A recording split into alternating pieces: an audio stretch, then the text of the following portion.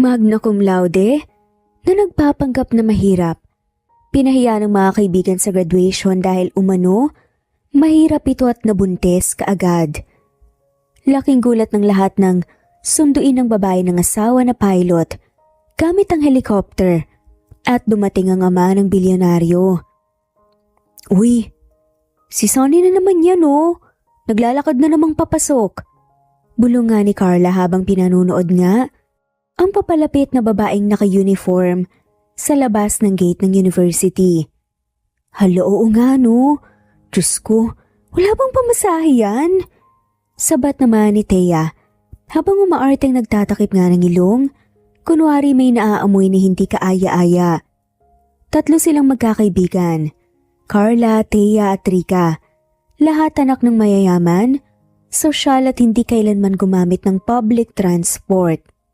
Sila ang tipo ng mga estudyanteng feeling elite pero tinitiis ang pakidamahan. Si Sonny, ang babaeng laging nasa top ng klase. Wala masyadong kaibigan si Sonny at kung hindi pa dahil sa pagiging matalino nito, hindi ito kailanman papansinin ni na Carla. Girl, hayaan mo na. Sayang din naman yung binigay niya na thesis, di ba? Total, graduation na next week. Ani nga ni Rika habang inaayos ang lip tint at pinahid nga sa mga labi. Basta, pagkatapos ng graduation, good luck sa kanya. Hindi na siya makakalapit sa atin.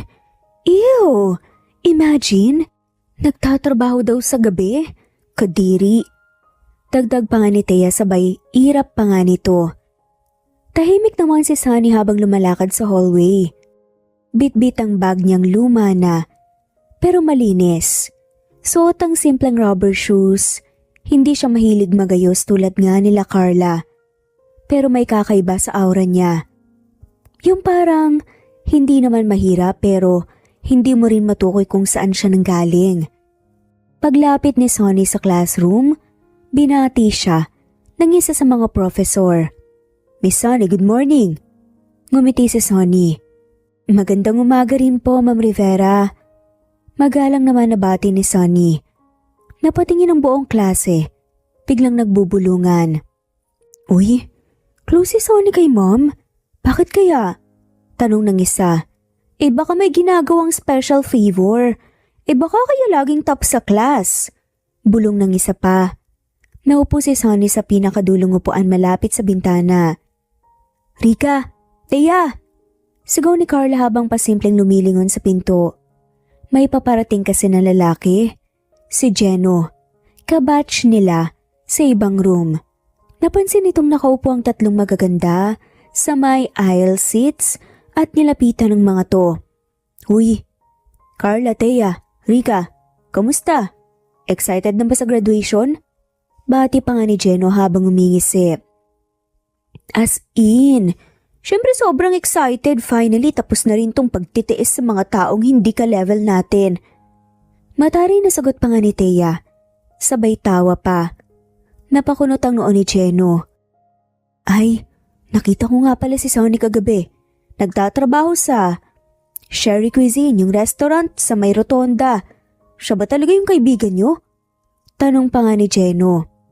Halos sabay-sabay na tumigil nga sa pagtawa ang tatlo. Ha? Si Sonny? Tanong ni Rika sabay irap.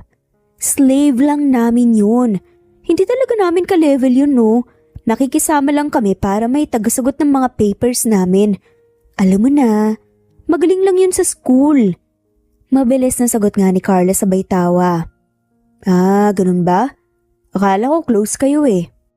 Napakamot sa batok at tila hindi natuwa sa narinig. Yuck!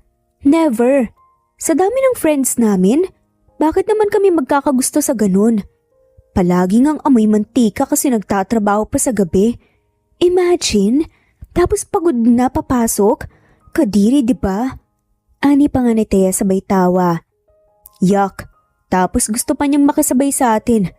Nakikikain sa cafe. Pero isang iced tea lang naman ang ino-order. Hindi ko nga alam kung may pera ba yun talaga o umaasa lang sa charity eh. Dagdag pa nga ni Thea sabay inom nga ng milk tea. Guys, calm down. After graduation, tapos na yung Sunny na yan sa buhay natin. Sa totoo lang, ginagamit lang talaga natin yung talino niya. And we succeeded naman, 'di ba? Samantalang walang kamalay-malay si Sunny, na sinisiraan siya ng mga kaibigan niya, ang mga tinuring niyang malapit na kaibigan. Ang hindi alam ng buong campus, ang babaeng tinatawag nilang mahirap, tagahugas ng pinggan, at inaapak-apakan ay anak ng negosyanteng si Mr. Salvador Sevilla, ang may-ari ng Sevilla Sports Cars sa buong Pilipinas. At higit sa lahat, 2 taon ng kasal si Sunny kay Jade Samulde, isang Air Force pilot na ilang buwan nang hindi nakikita dahil abala ito sa ibang bansa. Malapit na ang graduation. Ilang araw na lang at matatapos na ang 4 na taon ni Sunny sa universidad. Mga taong hindi naging madali pero pinilit niyang gawing simple ang buhay. O akala niya, isang araw, practice nila para sa graduation.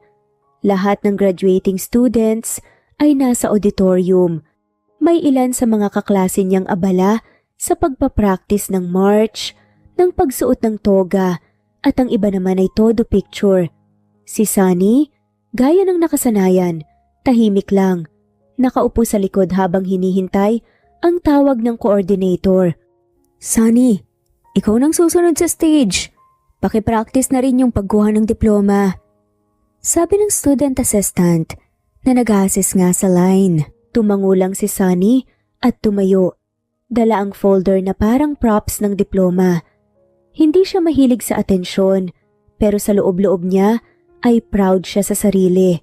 Lahat ng grades niya, ginawa niya ng patas. Lahat ng hirap niya, siya mismo ang nagdala. Pero habang naglalakad papunta sa harap, naramdaman niyang may bumigat sa dibdib niya. Pagkatapos ng turn niya sa stage, napansin niyang wala ang 3 kaibigan niya sa designated seats nila. Tumingin siya sa paligid. Natanaw niya ang mga ito sa hallway papasok ng restroom ng faculty wing. Nagkakatuwaan ang mga ito. Siguro naghahanap ng salamin ng mga to. Pulungan niya sa kanyang sarili. Napangiti si Sunny. Minasdan niya ang oras. May mahigit 5 minuto pa bago ang next instruction, kaya naisipan niyang dumaan din muna sa CR. Tahimik ang loob ng hallway. Nang malapit na siya sa pinto ng restroom, dahan-dahan siyang huminto. Nandun nga ang 3. Pero bago pa man siya makapasok, may narinig siyang tawanan. Mahihinang bulungan na hindi inaasahang makarating sa pandinig niya. Hala girl, as in buntis si Sunny. Kitang-kita ko ang tiyan niya na lumalaki. Boses nga ni Carla at natatawa. Oo nga, ang kapal na mukha no. Akala mo kung sinong mabait, tsaka inosente. Yun pala disgrasyada. At may guts pa talaga na magpaka-smart sa lahat. Sabay sa bunot nga sa buhok. Ang boses nga ni Rika. Hay nako, feeling elite pero puro gawa-gawa lang yung kayamanang sinasabi ng iba. Wala yan. Nagtatrabaho nga sa restaurant, di ba? Amoy mantika na. Magkakaroon pa ng anak? Yuck! Tawa pa nga ni Thea. Parang may sumabog sa pandinig ni Sunny. Sandaling napatigil ang hininga niya. Nanlamig ang buo niyang katawan. Gusto niyang pumasok at kumprontahin sila. Gusto niyang sigawan. Gusto niyang isampal sa kanila ang totoo na hindi siya disgrasya, hindi siya mahirap, at higit sa lahat, hindi siya basura. Pero pinili niyang humakbang paatras. Tahimik at mahinahon si Sunny. Pero ang mga mata niya, puno ng luha. Hindi siya umiiyak dahil sa hiya. Umiiyak siya dahil sa sakit, sa pagkadismaya. Akala niya, kahit papaano, may saysay ang 4 na taon ng pakikisama. Pero mali siya. Isa lang pala siyang stepping stone. Isa lang palang charity case para sa kanila. Nang matapos ang practice, agad siyang umuwi sa mansyon nila ni Jade. Hanggang ngayon ay umaalingaw-ngaw pa rin ang boses ng mga tinuring kaibigan niya. Hinubad niya ang sapatos at hinagis sa gilid. Umupo sa sofa at agad kinuha ang cellphone. Pinindot ang contact na My Jade at in-on ang video call. Ilang saglit lang, sumagot ang lalaki sa kabilang linya. Suot pa nito ang flight suit, basa ng pawis at may headset sa leeg. Nasa hangar pa. Ang background ay eroplano. Hukbong paliparan ng asawa niya. Love, ani nga ni Jade. Agad napansin ang pamumugto ng mata niya. May nangyari ba? Hindi na nakasagot nga si Sonny agad. Umiyak na lamang siya. Hey mahal, anong nangyari? Halatang kinakabahan si Jade. May masakit ba sa'yo? Masakit ba ang pagbubuntis? Dagdag pa nga ni Jade. Hindi ako umiiyak dahil sa buntis ako. Ani nga ni Sonny at garalgal pa nga ang boses. Sobrang disappointed lang talaga ako mahal. Dahil sa mga mismong kaibigan ko, kinagamit lang pala nila ako sa 4 na taon. Pagpapatuloy nga ni Sonny. Huminga ng malalim si Sonny. Isinalaysay niya ang lahat. Mula sa pag-aakalang may kaibigan siya, hanggang sa moment sa restroom na parang pinagsakluban siya ng langit at lupa. Sa bawat salita ni Sonny lalong sumisikip ang panga ni Jade. Anong disgrasya? Mahirap? Ulit pa nga nito at pigil ang galit ni Jade. Hindi na ako magtataka kung i-post pa nila sa social media. Sinasabi ko na nga be, hindi ko na dapat pinagkatiwalaan pa ang mga yun. Ani nga ni Sonny. Mahal. Matatag nga ang boses ni Jade. Tama na ang pagtatago. Dito na magtatapos ang pagpapanggap mo. Nagtataka nga si Sonny. Ha? Anong ibig mong sabihin? Tanong ni Sonny. I'm flying home next week, right? Pupunta ako sa graduation mo at pagdating ko ipapakilala kita sa buong universidad. Kahit ipagkalot ko pa sa lahat ng tao. Sagot nga ni Jade. Jade, hindi pa ako handa. Napahinto si Sonny. Love, you are more than ready. I married this strong, beautiful, intelligent woman. At wala akong pakialam sa sasabihin ng iba. Asawa kita, kaya sasamahan kita sa hirap at ginhawa. Ipinangako ko yun sa harapan ng Diyos.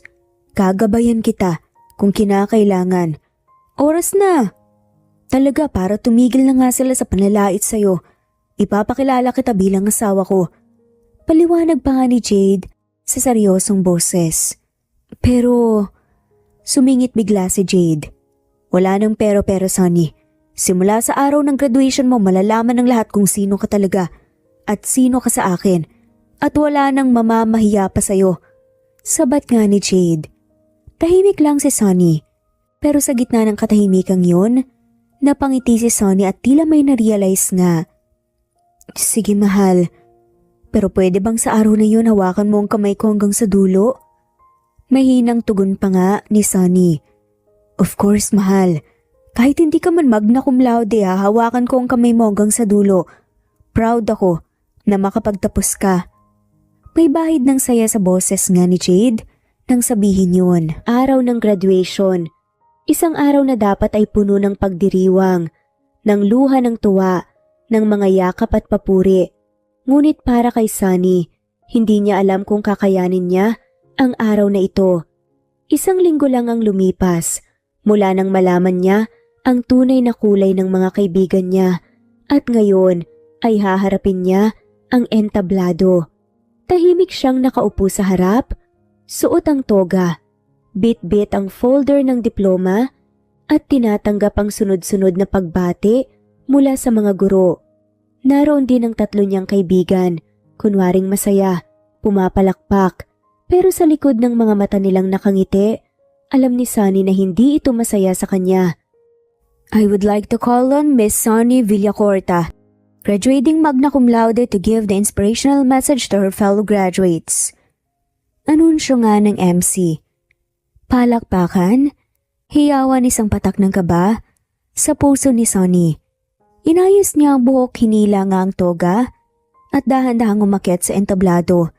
Naramdaman niya ang bigat ng mga mata ng bawat isa. Ilang humahanga nga at ilang mga nag-aalinlangan. Hawak ang mikroponong umiti siya. Magandang araw po sa lahat. Ngunit hindi pa man nakakapagsimula, may sumigaw na nga mula sa gitna ng audience. Wala kayong pa-inspire, buntis lang yan. Paano naging magna cum laude yan? Mahirap pa yan sa daga. Hoy, sino nga man ang dinadala mo? Tinakbuhan ka na ba? Hagihikan, hiyawan, tila walang pakundangan ng iba. Si Sunny, hindi agad nakareact. Para siyang binuhusan ng malamig na tubig. Napako ang tingin niya sa mga estudyanteng tumatawa. At nang dumako ang mata niya sa kanan, kita niya ang tatlo niyang kaibigan. Nakakunot noo kunwari, nagtataka. Pero hindi nakatakas sa paningin niya ang ngisi sa mga labi ng isa sa kanila. Alam ni Sunny na gawa nila to. Nabulabog ang audience. Ang mga estudyante ay nagbubulungan na. Ang ilan ay tila natutuwa, ang ilan ay tahimik lang na nakamasid. Enough! Anumang uri ng paninira ay hindi dapat lugar sa araw na to. Ang sino mang sangkot sa kaguluhang to mananagot. Sigaw pa nga ng isang professor mula sa faculty row. Isusumbong natin to sa board. Hindi kami nangingimi, napatawan ng parusa. Dagdag pa nga ng isang department head. Ang boses ay puno ng galit at pagkadismaya. Napakapit sa gilid ng podium si Sunny. Pilit pinipigilan ng sariling pumatak ang luha. Hindi dahil sa kahihiyan, kundi dahil sa sakit ng pagbabalik tanaw sa lahat ng tiniis niya sa kamay ng mga taong akala niya'y kaibigan. Ngunit bigla, isang malakas na ugong ang narinig mula sa langit. Nagtataka ang lahat at napatingala sa papalapit na helicopter mula Ahimpapawid. Tumigil ang lahat sa pagsasalita. Pati ang mga guro, mga estudyante at kahit ang mga gumagawa ng kaguluhan ay napatingin sa ere. Isang military helicopter, may markang Air Force. Ha? Military? Sino yan? May bisita ba tayong bigatin? Anong ginagawa ng helicopter dito? Unti-unting bumaba ang chopper sa bakanting bahagi ng open grounds, malapit sa auditorium. Kumalat ang alikabok. Tumakbo ang mga staff sa gilid. Napatayo ang mga propesor, napahawak sa dibdib ang MC. Nang tuluyang lumapat ang mga gulong ng helicopter sa lupa, bumukas ang pinto. Lumabas ang isang lalaking naka-flight suit, naka-sunglasses, matangkad, matikas, halatang sanay sa entablado ng panganib. Naglalakad ito diretso, tila nasa pelikula. Walang iba kundi si Captain Jade Samulde, isang Air Force pilot. Jade, mahinang sambit ni Sunny, parang hindi makapaniwala. Hindi pinigilan ng mga guro si Jade nang tuluyang lumapit kay Sunny sa entablado. Ang ibang staff ay tila nag-aalangan, hindi alam kung pipigilan ba o tatakbo palayo. May propesor pa nga na tila kinabahan, lalo't alam ng ilan kung sino ang pamilya ni Sunny. Sa gitna ng lahat ng tao, sa gitna ng bulungan, at pagkabigla, lumapit si Jade kay Sunny, may hawak na buke ng bulaklak sa isang kamay. Pagdating sa harapan ni Sunny, ngumiti si Jade. Tinanggal ang sunglasses. Congratulations, Mrs. Sunny Sevilla Samulde. Bati nga ni Jade sa asawa nito. Kasunod nito ay inabot nga ang mga bulaklak kay Sunny at banayad na hinalikan siya sa pisngi. Literal na napanganganga ang mga estudyanteng kanina'y tumatawa. Pati ang tatlong dating kaibigan ni Sunny ay tila natuyuan nga ng laway sa gulat. Asawa niya? Si Jade Samulde? Yung sundalo? Anak ng general. Dahan-dahang bumalik nga si Sunny sa podium, hawak pa rin ang bouquet. Pinunasan ng luhang naipon nga sa gilid ng mata. Ngumiti at humarap nga sa audience. Gusto ko lang pong sabihin, panimula ni Sunny, matatag nga ang boses, na hindi mo kailangan magsinungaling para maging totoo. At minsan kailangan mong itago ang pinakamahalagang bahagi ng sarili mo para malaman mo kung sino talagang nararapat sa buhay mo. Muling tumahimik ang lahat. Nagpatuloy si Sunny, ngayon ay mas matatag. Oo, hindi ako perpekto. May mga bagay akong piniling ilihim pero hindi ako dapat husgahan sa piniling, tahimik na pamumuhay. Pumaling nga siya kay Jade at muling umiti. At kung buntis man ako, Masaya ako dahil ang ama ng anak ko ay asawa ko at hindi ako kailanman itinakwil niya. Sabay-sabay na nagpalakpakan ng mga guro, faculty at ilang estudyante na tila natauhan. Si Sonny ngayon hindi lang nagtapos bilang magna cum laude. Nagtapos siya bilang isang tunay na babae, isang asawa at isang tao na nagtagumpay laban sa mapanirang mundo. Tahimik ang buong lugar, lahat ay tila nakapako nga sa kinatatayuan. Ang ingay ng helicopter kanina ay tila nagpatigil nga sa lahat ng galaw. Ngunit mas malakas ang mga salitang binitawan ni Sonny. Nang muling tumayo si Jade sa tabi ni Sonny, hawak ang kamay nito, humarap nga siya sa mga estudyanteng tahimik na nagbubulungan. Hindi malaman kung saan ibabaling ang tingin. Puno ng awtoridad ang boses ni Jade nang magsalita, kaya't bawat isa ay napatigil. Sa lahat ng narito, kung sino man sa inyo ang magtatangkang saktan si Sonny, kahit emosyonal lang makakatikim sa akin. Matapang na dagdag nga ni Jade. Mabigat ang mga salitang yon, isa-isa na nilibot nga ni Jade ang buong hanay ng estudyante. Lalo na ang tatlong dating kaibigan ni Sonny na ngayon nanginginig nga at halos ayaw ng lumingon. Ayoko makarinig pa ng kahit na anong chismis laban sa asawa ko.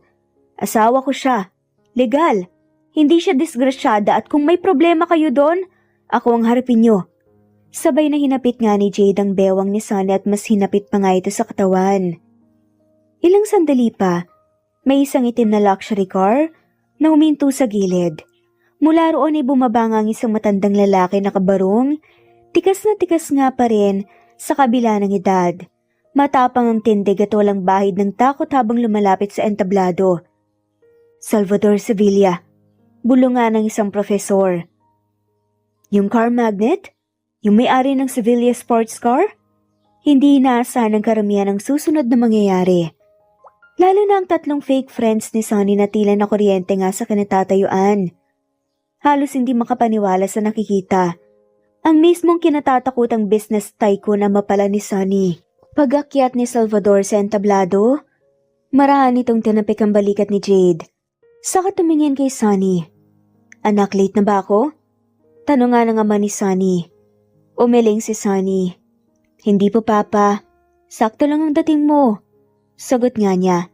Lumapit nga si Salvador kay Sonny, hinalikan nito sa noo, saka humarap nga sa audience. Sa lahat ng nandito, nais kong linawin ng lahat. Ang anak kong si Sonny Sevilla, oo. Sevilla ang tunay niyang apelyido. Ay matagal ng kasal, kaya naging samulde na ngayon. Sa mga balitang kumakalat, nagtatrabaho ng maayos si Sonny at hindi ibig sabihin nun mahirap na siya. Pahayag pa ng ama ni Sonny. Dahan-dahang tumuro nga ang ilang estudyante sa tatlong babae na kanina pa namumutla. Hanggang halos kalahati ng auditorium ay sila na nga ang tinutukoy. Sila pong nagsimula ng chismis. Oo, narinig namin. Sila po yung nagsabi na buntis si Sonny tapos wala daw ama. Kahiya-hiya sila, grabe. Si Sonny pang ginaganyan. Kinaibigan nila si Sonny dahil matalino ito, plastic. Manghang na salita nga ng isang babae na may galit din sa tatlong naging kaibigan ni Sonny. Hindi na napigilan ng isang professor ang sarili. Nakakahiya to. Buong taon kayong sinamahan ni Sonny, binigyan ng notes, tinulungan sa projects, tapos ito ang igaganti niyo sa araw ng pagtatapos? Naturingang mga mayayaman pero ganitong ugaling pinapakita. Disappointed na saad nga ng profesor. Napayuko ang tatlo. Ang isa sa kanila ay napaiyak na.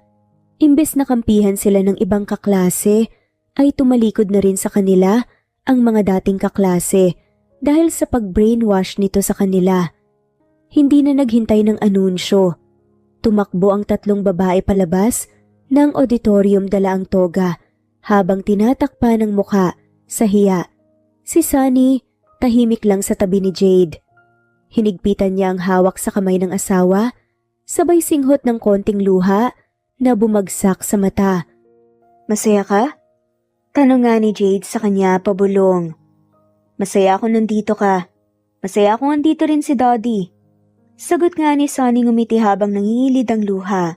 Lumapit ang ina ni Sonny, si Lena, sa entablado. May dalang isang mamahaling white bouquet at yakap agad sa anak niya.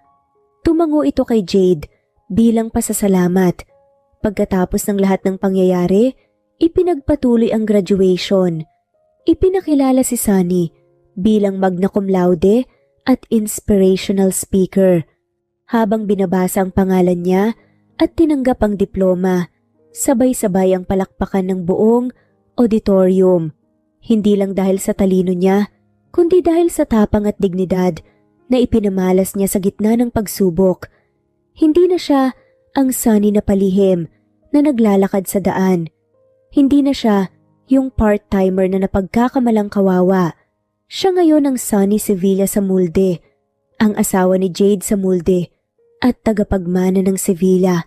Ang restaurant na pinili ng ama ni Sunny ay isa sa pinakamahal sa lungsod, isang rooftop fine dining venue na may view ng buong skyline ng Maynila. Ngunit sa gitna ng marangyang kapaligiran, isa lang ang dahilan ng saya ng lahat, si Sunny. Congratulations anak! Ang hindi lang dahil sa pagtatapos mo, kundi dahil sa pagiging ina mo. Masayang bati nga ni Salvador habang inaabot nga ang baso para sa isang toast. Nagpalakpakan ng buong mesa.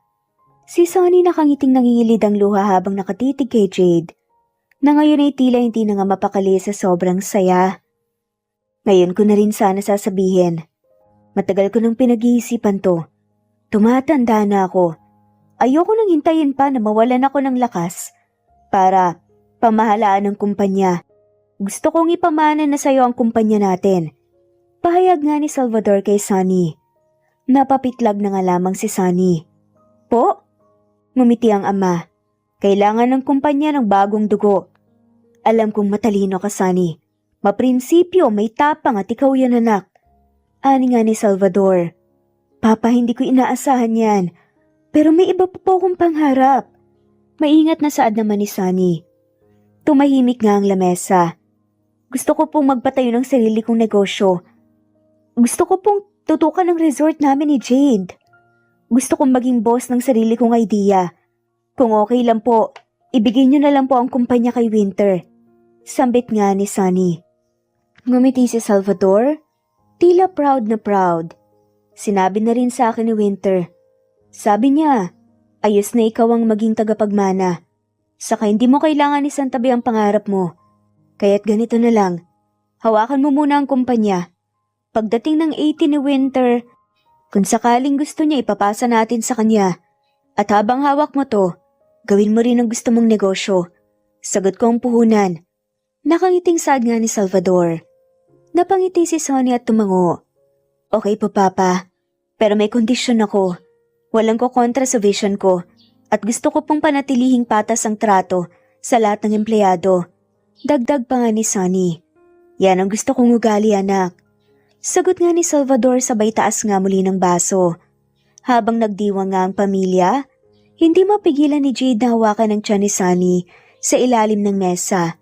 Marahan at tila nga ayaw gambalain, ang munting himalang lumalaki nga sa sinapupunan ng kanyang mahal. Ramdam ko siya. 4 na buwan na pala. Hindi mo man lang sinabi ka agad. Bulong nga ni Jade sa tenga ni Sunny. Huwag ka nang magalit. Ayoko ma-distract ka sa mission mo. Delikado ka sa labas ng bansa. Sabi pa nga ni Sunny at nag-aalala ang boses. Napabuntong hininga na nga lamang si Jade, pero hindi inis kundi malambing. Kung hindi mo lang ako pinigilan noon, uuwi na sana ako kaagad. Halos sirain ko na ang clearance ko sa base. Sad nga ni Jade. Di natanggal ka pa. Hindi mo naman ako iiwan, diba? Saka uuwi ka rin naman. Natatawang dahilan pa nga ni Sunny. Tama ka dyan. Hindi kita iiwan. Sagot ni Jade sabay halik nga sa pisngi ng asawa. Nang dumating ang gabi, kailangan na ngang bumalik ng mag-asawa sa kanilang bahay. Pinaalala na nga rin ni Salvador na hindi dapat mapuyat si Sunny. Ingat kayo. Alagaan mo yung anak ko, Jade. Bilin pa nga nito. Palagi po. Sagot naman ni Jade. Pagdating sa mansyon, malamig na ang simoy ng hangin. Madilim ang mga bintana, maliban sa ilaw mula sa kanilang kwarto. Pagkapasok nila sa loob, agad na hinila ni Jade si Sunny papunta sa dibdib nito. Sa gitna ng dilim, yumakap ito ng mahigpit kay Sunny. Kasabay nun ang pagdampi ng mga labi nila, puno ng sabik ang halikan. Nauwi sa pagtatalik ang pagkasabik nila sa isa't isa. Tila nakalimutan na nila ang oras habang hinahalikan ang bawat parte ng katawan. Hanggang sa nangyari na ang dapat mangyari. Ilang oras na ay magkatabi silang nakahiga sa kama. Pareho silang walang saplot sa katawan. Okay lang ba? Tanong nga ni Jade habang inaaplos ang sinapupunan ni Sunny. Tumango ang babae habang nakatitig nga sa mga matang punong-puno ng pagmamahal. Ayos lang ako, mahal. Tugon nga ni Sunny. Ngumiti si Jade at sa gabing iyon, muli silang naging isa, hindi lamang bilang mag-asawa, kundi bilang dalawang kaluluwang nagtitiwala, nagmamahalan at sabay na humaharap sa bagong buhay na kanilang bubuin kasama ang anak na paparating. Mainit ang sikat ng araw na pumapasok sa malalaking bintana ng opisina ni Jade. Tahimik ang buong silid maliban sa mahinang tunog ng pagtatype sa keyboard at banayad na paghinga ni Sunny na nakaupo sa kandungan ng kanyang asawa. Nakahilig si Sunny sa dibdib ni Jade habang ang isa niyang kamay ay nakapulupot sa leeg ng lalaki. Suot lang niya ay oversized white shirt ni Jade at manipis na shorts. Nakaayos ang buhok niya sa messy bun habang inaantok pa. Dama ang ginhawa sa bawat halik ni Jade sa kanyang noo at pisngi habang abala pa ito sa trabaho. Love. Ungol nga ni Sunny sabay nguso. Sumagot naman si Jade, hindi inalis ang tingin sa laptop pero automatikong kinabig palapit. Ang asawa at muling hinalikan ang sentido. Gusto ko ng hotdog. Napahinto nga sa pagtatype si Jade. Dahan-dahan itong napangiti. Nang nilingon nga si Sunny na parang may naisip ng kung ano. Hotdog? Sigurado ka bang pagkain ang gusto mo? Nakangising tanong nga ni Jade. Mahal naman. Yung totoong hotdog na may maraming cheese. Yung binili natin last time sa grocery. Ewan ko ba parang ang lakas ng cravings ko ngayon eh. Tapos parang ang bilis ko pang mapagod. Tumawa na nga lamang si Jade at kinurot nga ng marahan ng pisngi ng asawa. Sorry na. Napagkamalan ko lang. Iba kasi yung pagkakabanggit mo eh. Akala ko ako yung gusto mo. Litanya nga ni Jade. Hay nako, pwede ba? Sa food muna tayo, hindi sa'yo. Ani at napapikit na nga lamang at inihiga muli ang ulo sa balikat ni Jade. Ngunit agad din namang naging seryoso ang tono ng lalaki. Love, napapansin ko lang. Parang ang bilis lumaki ng tiyan mo ah. Tinapik-tapik nga nito ang bilog na tiyan ni Sunny na unti-unti nang bumubukol. Parang hindi lang 4 na buwan yan. Sigurado ka ba talagang okay ka lang? Tanong nga ni Jade. Okay lang ako, mahal. Sobrang praning mo naman. Baka mataba lang si baby. Biro pa nga ni Sunny. Hindi ba to? Malaki na kagad eh. Nagmamanman ako sa'yo. Baka mamaya may hindi tayo alam. Magpa-check up tayo please. Aninag pa nga sa mukha ni Jade ang pag-aalala. Kahit pilit nga nitong tinatago sa malambing na boses. Napabuntong hininga si Sunny. Sige na nga. Basta bigyan mo ako ng hotdog with cheese ha. Ani pa nga ni Sunny at napatawa na nga lamang lalaki. Nagkatinginan sila sabay ngiti. Saglit bago nga magdikit ang labi nila sa isang banayad ngunit matagal na halik. Sa loob ng klinik malamig ang hangin pero tila mas malamig pa ang palad ni Jade habang hinihintay nila ang resulta ng check-up. Sir, ma'am, we'll proceed with the ultrasound. Sabi nga ng nurse. Habang nakahiga si Sunny sa kama nilalagyan ng malamig na gel ang kanyang tiyan. Hawak-hawak ni Jade ang kanyang kamay. Kinakabahan ito nang hindi maipaliwanag. Love, wag kang kabahan. Ani nga ni Sunny. Hindi ako kabado, excited lang. Sagot naman ni Jade pero halata namang kinakabahan. Lumabas ang doktor habang sinusuri ang screen. Napahinto nga ito. Interesting. Tapos napangiti ang doktor. Napakunot ang noon ni Sunny. Dok, ano pong meron? Ngumiti ang doktor. Let's wait for the complete imaging. But I have a strong feeling. Actually, I'm almost certain it's twins. Nanlaki mga mata ni Sunny. Po? Kambal? Gulat na saad nga ni Sunny. Si Jade nanigas sa kanatatayuan. Parang hindi nga makagalaw. Napalingon siya sa screen kung saan makikita ang dalawang munting silhouette na sabay nga na gumalaw sa loob ng sinapupunan ni Sunny. Dalawang buhay kaagad ang nabuo nila. Hindi natuloy nga ni Jade ang sasabihin. Sa halip ay bigla itong napaupo sa tabi ng kama ni Sunny. Hawak ang ulo na parang hindi makapaniwala. Jade, umiiyak ka na tawag ni Sunny. Hinawakan ng pisngi ng asawa. Punong-puno ng luhang mga mata ni Jade. Luha ng tuwa at pananabik. Sunny, 2. Magkakaroon tayo ng kambal. Hindi makapaniwalang saad ni Jade. Ngumiti si Sunny kahit lumuluha. Kaya pala ang bigat ko kaagad eh. Muling niyakap ni Jade si Sunny. Mahigpit. Tila gusto nga nitong ikulong sa mga bisig ang lahat ng pagmamahal at proteksyon na kayang ibigay nga kay Sunny. Thank you, love. Salamat sa regalo. You are carrying our little miracles. Masiglang saad nga ni Jade at hinalikan ng noon ni Sunny. Aba, ngayon ka pa iiyak ha? Natawa si Sunny habang pinapahid ang luha ni Jade. Sobrang saya ko lang, mahal. Ngayon mas lalong ayokong mawala sa tabi mo. Pero mas lalo kang gwapo kapag may dala kang hotdog with cheese mamaya. Ngumusa pa nga si Sunny. Natawa na nga lamang si Jade sabay halik nga sa labi ni Sunny. Mas matagal, mas mariin, mas puno ng pag-ibig. Anything for you and the twins, Mrs. Samulte. Mainit nga ang simoy ng hangin sa hapon na yan, pero sapat lang para hindi pawisan nga si Sunny.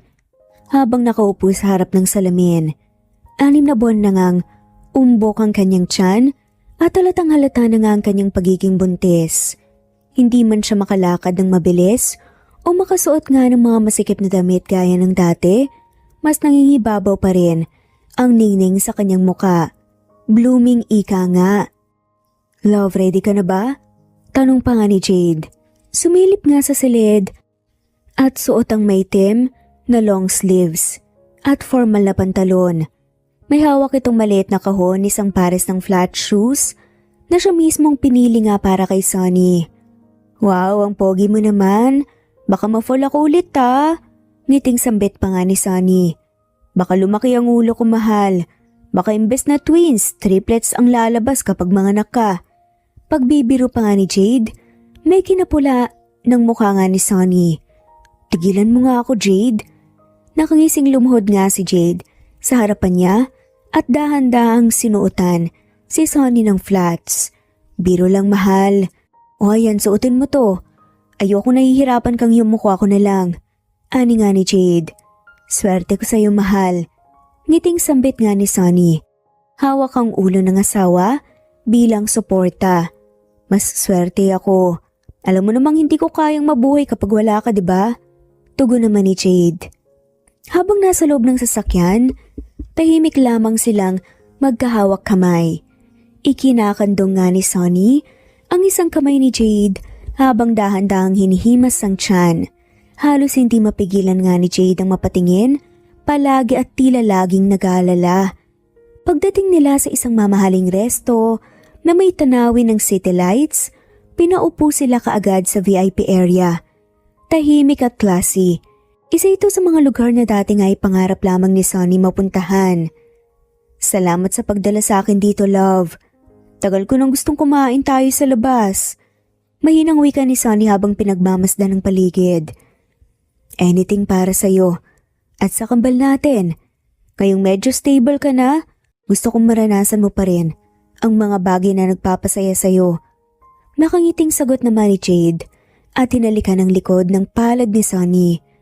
Habang naghihintay ng pagkain, dumaan ang ilang grupo ng dating kaklase ni Sunny. Natigilan at nanlaki ang mga mata ng mga kaklase ni Sunny. Sunny? Lapit nga ng isa sa kanila, si Maris. Isa sa mga kaklase niya, kasunod ang ilang grupo nito. Napatingin si Sonny at kahit may kirot nga, nangalaala sa kanyang dibdib ngumiti siya. Hi, tanging nasabi nga ni Sonny. Pwede ba kaming makausap kahit saglit lang? Tanong nga ni Maris. Nilingon nga nila si Jade na seryosong nakatingin at tila laging may warning sa mga mata. Si Sonny naman ngumiti ng mahina at tumango. Sige, pero dito na lang. Ano ba yon? Tumayo si Maris sa tabi ni Sonny. Sonny, gusto ko lang talagang humingi ng tawad. Hindi namin naisip na ganun kalala yung epekto sa'yo ng ginawa namin ng mga kaklase mo. Pinaikot lang din kami. Hindi excuse pero totoo yun. Nabiktima rin kami. Alanganin na saad nga ni Maris. Tahimik si Sonny lang ilang segundo. Pinagmasdan niya ang mga naging kaklase. May panghihinayang nga sa kanilang mga mata. At guilt na hindi maitago. Pinatawad ko na kayo. Wika na nga lamang ni Sonny, mahinahon ngunit malinaw. Kasi alam kong hindi talaga kayo yon. Alam kong kung paano kayo na-impluwensya ng dati kong friends. At mas gugustuhin kong manatili yung kabutihan sa puso ko kesa patagalin ng galit. Ngumiti nga ng kaunti si Sonny. Pero hindi ko na kayang ibalik yung dating pagsasamahan natin. Buwang tiwala ko sa inyo. Pero mahihirapan na ako ngayon dahil hindi pa ako ganun kaayos matapos ang nangyari sa graduation. Dagdag pa nga ni Sonny at medyo malungkot ang tono. Napayo ko na nga lamang sina Maris, Trina at Alex. Hindi nila mapigilang mapatingin kay Jade na hindi pa rin kumikibo. Salamat pa rin Sonny, kahit hindi na tayo katulad ng dati. Dagdag pa nga nito, may kinangiti na nga lamang ng tipid ni Sonny. Pagkalis ng tatlo, bumuntong hininga si Sonny at muling umupo. Si Jade ay agad nga na tumayo at lumapit, walang imik na hinalikan nga siya sa noo. Ang bait mo talaga. Kung ako lang masusunod, baka hindi ko sila pinagtagal dito. Sambit pa nga ni Jade at mahinang natawa na nga lamang. Kaya nga akong asawa mo love, diba? Para may balance tayo. Ako ang pampakalma mo. Ngiting tugon nga ni Sonny. Sigurado ko bang hindi ka anghel nung nakaraang buhay mo mahal? Kasi hindi biro ang pinagdaanan mo. Naging mabait ka pa rin kahit ganun ang ginawa nila. Biro pa nga ni Jade na may lambing sa boses. Tumawa na nga lamang si Sonny, kinurot ang tagiliran nga ni Jade. Ganun talaga ako. Siguro dahil na rin maganda ang pagpapalaki ng mga magulang ko sa akin. Kaya natutunan ko ron sa kanila na mapatawad. Sambit nga ni Sonny. Hawak-hawak nga ni Jade ang kamay nga ni Sonny habang inaabot ng waiter ang pagkain. Alam mo kung bakit pagpapalain ka ng Diyos, love? Tanong nga ni Jade. Bakit? Kasi hindi ka nagtatanim ng galit. Hindi ka naghigante. Kahit may karapatan ka, ibang klaseng puso ang meron ka. Sagot nga ni Jade. Bahid nga ng luha ang mga mata ni Sonny, ngunit nakangiti naman ang mga labi niya. Baka marirealize din nila lahat ng mali nila. Hindi man ngayon pero balang araw. Sana hindi na nila yon gawin sa iba. Saad pa nga ni Sonny. Tumango na nga lamang si Jade. Pero kahit anong mangyari, andito lang ako. Kasama mo at kasama natin ang dalawang munting himala natin. Sabik nga at masaya ang boses ni Jade. Habang hinihimas nga ang sinapupunan nga ni Sonny, nagtagpo ang mga mata nila. Maliwanag, puno ng pag-ibig. Dahan-dahang naglapit ang kanilang mga labi sa isang banayad at matamis na halik habang sa pagitan nila, tahimik na gumalaw ang kambal sa sinapupunan ni Sonny para bang nakikisabay sa kilig at ligayang nararamdaman ng kanilang mga magulang. 7 buwan nang dinadala ni Sonny ang kambal sa kanyang sinapupunan, isang biyayang hindi pa rin niya lubos maisip. Sa bawat araw, lalong nararamdaman ni Sonny kung gaano siya ka-blessed sa kanyang mga magulang, sa kanyang asawa at sa mga taong hindi siya iniwan, lalo na si Jade. Simula nang malaman nila na kambal ang magiging anak nila, naging mas protective pa ito. Wala itong pinalampas na check-up, palaging may bit-bit na masustansyang pagkain at tila naging full-time bodyguard ni Sunny. Pero nitong mga nakaraang linggo, may napapansin si Sunny na kakaiba. Tila may pinagkakaabalahan si Jade na hindi sinasabi sa kanya. Minsan na lang rin sila maglambingan. Hindi sa malamig ito, kundi tila may bigat sa bawat kilos. Madalas na ring late kung umuwi at kapag tinatanong, iisa lang ang sagot. May nasikaso lang love, promise konti na lang to. Minsang gabing yon, habang nakahiga si Sunny sa kama, hindi siya mapakali. Tahimik na nakaupo si Jade sa sofa, laptop sa kandungan tahimik na tumututok nga sa screen. Kahit antok na si Jade, pinilit nitong gisingin ang sarili. Love, mahina nga niyang tawag. Yes? Napalingon si Jade sa kanya. Okay ka lang ba talaga? Bakit parang ang busy mo ngayon? May problema ka ba na hindi mo masabi? Maingat na tanong nga ni Sunny. Nilapag nga ni Jade ang laptop at lumapit sa kanya. Inaplos nito ang kanyang buhok at hinalikan ng noo. Pagod lang, Sunny. Konting tiis na lang ha? Sasabihin ko sa'yo pangako. Ani nga ni Jade at batid nga ang pagod sa mga mata niya. Hindi na nga nagtanong pa si Sunny, pero ang puso niya may kirot na gumagapang. Sa buong pagsasama kasi nila ni Jade, hindi naman ito naglilihim sa kanya. Mapaproblema man yan o ano, sasabihin at sasabihin nga nito sa kanya. Kinaumagahan habang nag-aalmusal, nilapitan niya si Jade. Love, may pupuntahan muna ako. Gusto ko lang maglibang at magpahangin. Paalam nga ni Sunny. Medyo nagulat nga si Jade pero agad ding ngumiti. Gusto mong samahan kita? Alok nga ni Jade. Umiling si Sunny. Hindi na, gusto ko lang mapag-isa saglit. Saka diba, may inaasikaso ka pa? Tumangaw si Jade halatang nagpipigil magtanong. Basta text mo ko kung magpapasundo ka. Sabihin mo rin kung saan ka pupunta. Paalala nga ni Jade. Nakangiting tumango si Sunny. Sa resort sinalubong siya ng amoy ng dagat at preskong simoy ng hangin. Binabalikan niya ang alaalang dito sila unang nag-honeymoon ni Jade. Dito siya unang pinangakuan ni Jade ng habang buhay. Napaupo siya sa isang kabana, pinagmamasdan ng paglubog ng araw. Ngunit kasabay ng ganda ng tanawin, isang eksena ang gumambala sa kanya. Sa may hallway ng resort, sa lilim ng punong bugambilya, may nakita siyang dalawang taong magkalapit, lalaki't babae. At hindi lang basta magkalapit at magkayakap. Magkahalikan ito, hindi makagalaw si Sunny dahil ang lalaking nakikita niya ngayon, si Jade. Hindi, imposible ito, bulong ni Sunny. Mas lalong kumabog ang dibdib ni Sunny sa sakit nang makita si Carla. Ang dating kaibigan na muntik nang sirain ang buhay niya noong graduation. Nabitawan ni Sunny ang hawak na tumbler. Kumalabog ito sa sahig at napalingon ang dalawa. Nanlaki ang mata ng lalaki, nagulat. Pero imbes na lumapit, nanatili itong nakatayo. Tila naging kabog ng kulog ang bawat tibok ng puso ni Sunny. Pinilit niyang pigilan ng luha, pero tuloy-tuloy ito sa kanyang pisngi. Tumalikod siya at nagmamadaling lumayo. Hindi na siya tumingin pa sa likuran. Ayaw niyang marinig ang paliwanag. Ayaw niyang makita pa.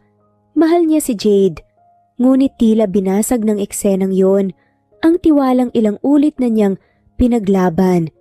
Hindi siya makapaniwala na magagawa yun ni Jade sa kanya.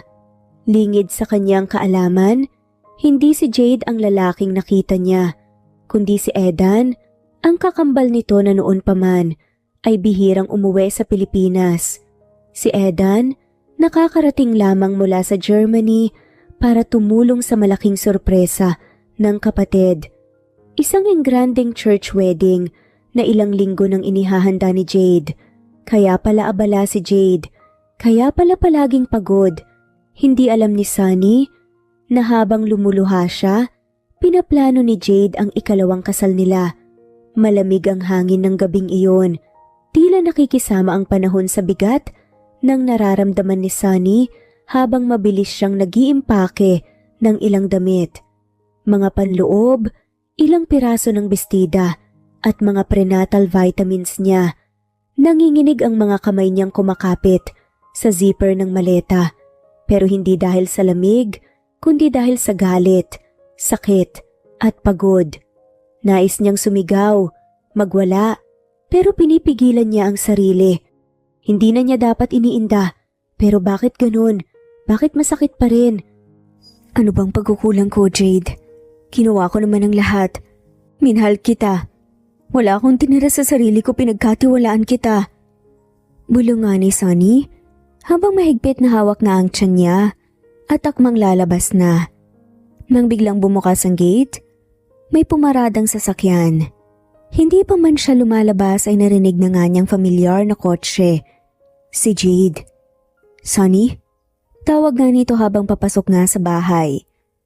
Tila masaya pa ang boses, walang kamalay-malay sa kaguluhang parating. Pagkakita nga ni Jade sa maleta, agad itong natigilan at naguluhan. Anong ginagawa mo? Bakit may mga dala kang maleta? Tanong nga nito, nanlalaki mga mata. Nangingilid ang luha ni Sunny. Tinitigan niya ng matalim si Jade. Na hindi nga siya makapagsalita sa sobrang bigat ng emosyon. Hanggang sa unti-unting sumabog ang lahat ng kinikim-kim niyang galit. Ang kapal ng mukha mo? Wala kang hiya, Jade. Anong hindi mo ko nakita kanina? Sigaw nga niya. Nagulat si Jade sa tono nga ni Sunny. Ano bang sinasabi mo, Sunny? Hindi na ito nakapagsalita pa. Lumapit nga si Sunny at tinulak nga ito ng malakas sa dibdib. Napatras si Jade pero hindi ito lumaban. Nakatayo lang doon tulala habang ang babae sa harapan nito ay mistulang gulong-gulo. Kung magloloko ka, sana man lang hindi sa lugar na may halaga sa atin. Sa resort na yon, Jade. Doon tayo unang nagplano ng future natin. Doon ko rin pala makikita ang kalokohan mo at tinatago mo. Sigaw nga ni Sunny nang gagaliite. Sunny, ano bang sinasabi mo? Wala akong. Napatigil nga si Jade. Huwag mo kong paikutin. Nakita ko kayo. Nakita ko kung paano mo siya hinawakan. Paano mo siya hinalikan. At ang mas masakit, hindi mo man lang ako hinabol. Halos mabingi si Jade sa bawat salitang binabato rito. Tila gusto nga nitong magsalita at ipaliwanag pero hindi ito makasingit. Jade, hindi mo man lang inisip na buntis ako? Ano bang mali sa akin? Hindi pa ba ako sapat? Humahagulgol nga si Sunny. Nanginginig habang yakap ang sinapupunan. Mabilis ang hakbang ni Jade palapit sa kanya. Gustong yakapin siya, pero agad nga siyang nagpumiglas. Huwag mo kong hawakan. Singhal nga ni Sunny. Sunny, please. Baka hormonal ka lang. Baka nag-overthink ka lang, please. Ayoko mag-away tayo. Bakas nga ang panlalamig sa boses nito, pero nakikiusap. Dahil sa sinabi nito, tila napundi na nga si Sunny. Hormonal? Akala mo lahat ng to gawa lang ng hormones ko? Ganun ba ang tingin mo? Kung hindi kita nahuli, magpapanggap ka pa hanggang ngayon? Nakangising tanong ni Sunny ngunit bahid nga ang galit sa mga mata nito. Walang imik si Jade. Hindi nito alam kung anong sasabihin dahil sa kalituan. Pero isa lang ang alam niya. Ayaw niyang mawala si Sunny. Puntis ito sa 2 kambal kaya nag-aalala rin ito. Sunny, please. Huwag kang umalis. Ayusin natin to. Sabihin mo kung anong gusto mong gawin ko. Nagmamakaawang sambit nga ni Jade. Gusto kong mawala ka sa paningin ko. Mariing sambit naman ni Sunny habang pinupunasan ng mga luha.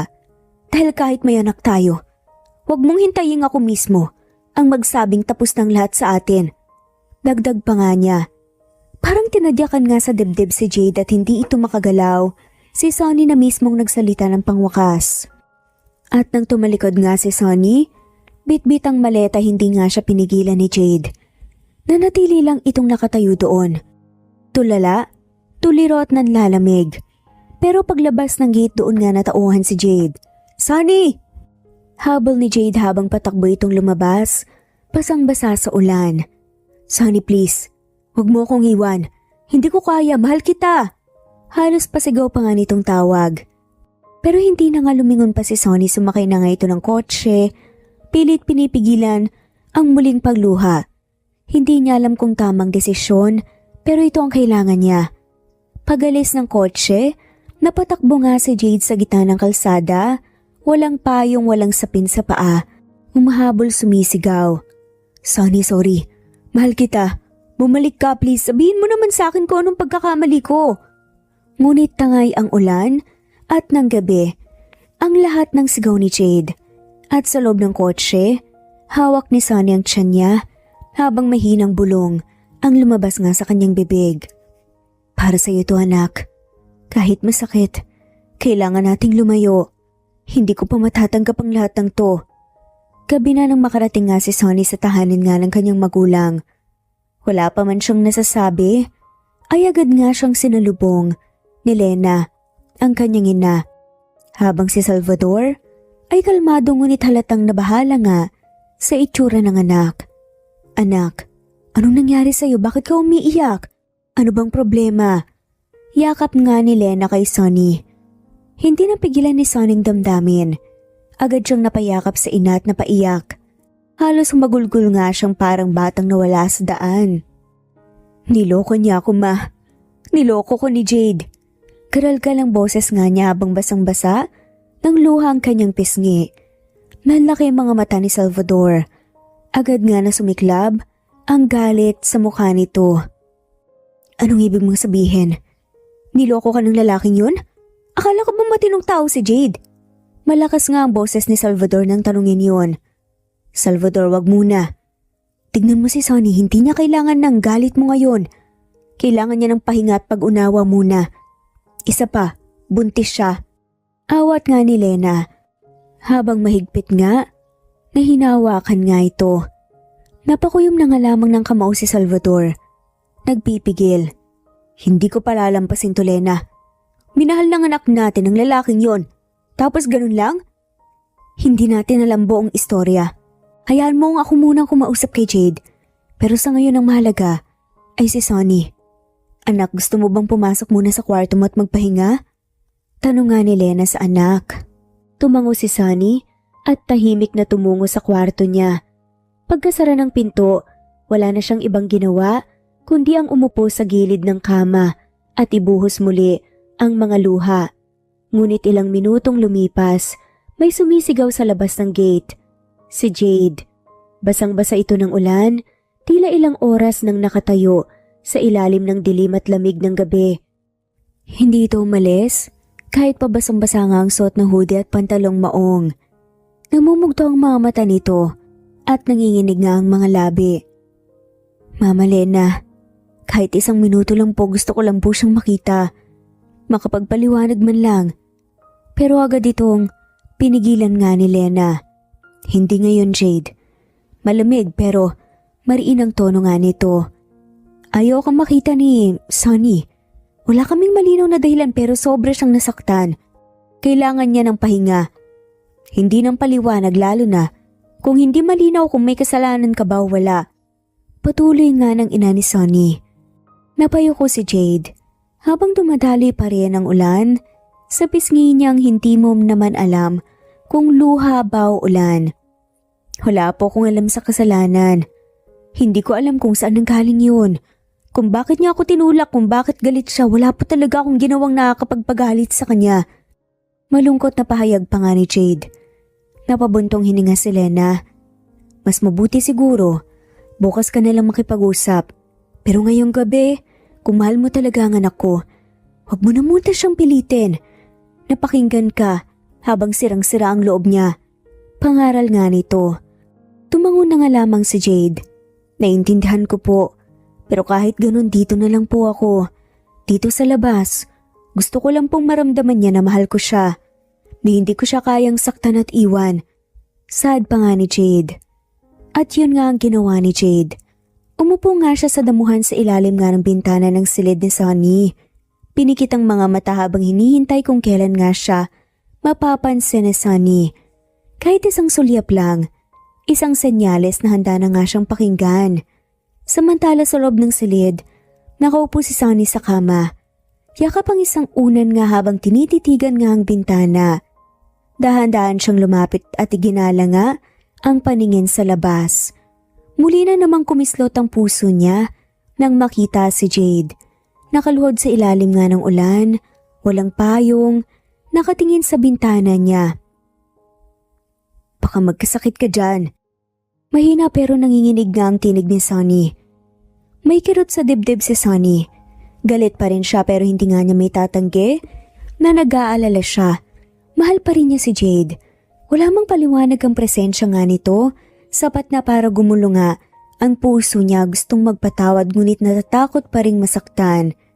Kaya sa huli, tinawag nga niyang security guard. Kuya Lando, pakipasok nga po si Jade sa loob.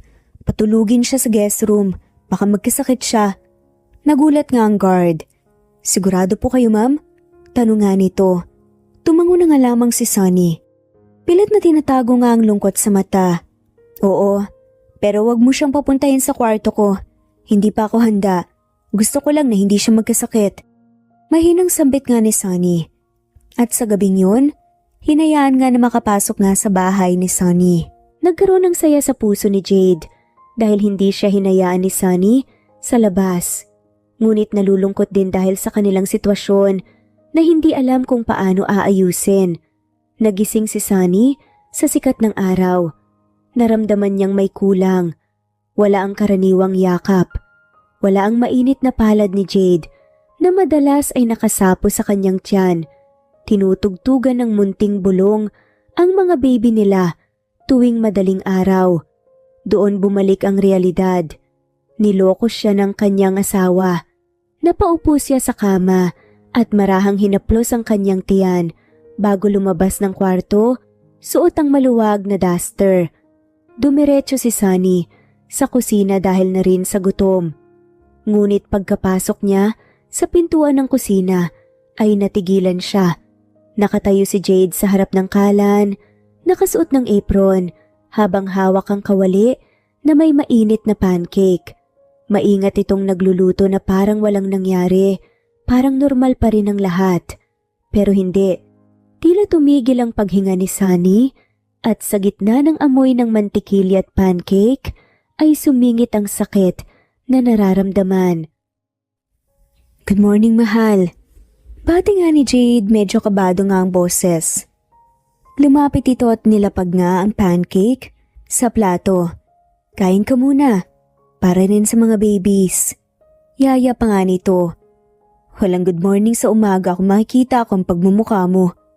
Sagot nga ni Sunny nang mataray pero sa ilalim ng matalim na tono ay may panginginig nga sa damdamin. Gutom siya at ang may masarap ang luto. Kaya kahit hindi niya gusto na upo na nga lamang siya, hindi maalis ang tingin ni Sunny sa pagkain at isa-isang isinubo nga ang hiwa ng pancake. Masarap. Wala sa sariling bulungan ni Sunny pero hindi sinasadyang marinig yun ni Jade. Umupo nga si Jade sa tabi niya. Dahan-dahang inilapat nga ang palad sa tiyan ni Sunny. Mainit ang kamay nito. Parang gustong umiyak ni Sunny sa familiar at mainit na hawak nga ni Jade. Pero biglang tinapik nga ito ni Sunny. Huwag mo akong hawakan.